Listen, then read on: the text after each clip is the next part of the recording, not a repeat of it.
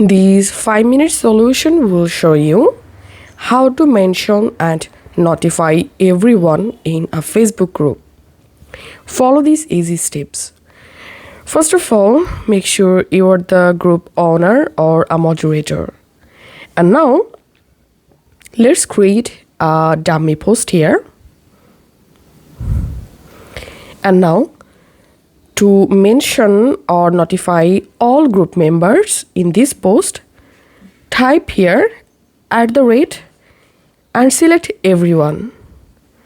Once you selected @everyone, it's mean you already tagged and mentioned your all group members in your post. Now just post this. And now to check it out, I'm going to my another Facebook account and I'm tapping on notification, and here we can see the notification.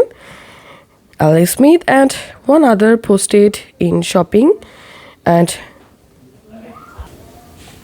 Alex Smith tagged you and others in a post in shopping. So this is how we can mention and notify everyone in a Facebook group. If this video helped you out, please leave a like and leave a comment down below. Thank you for watching.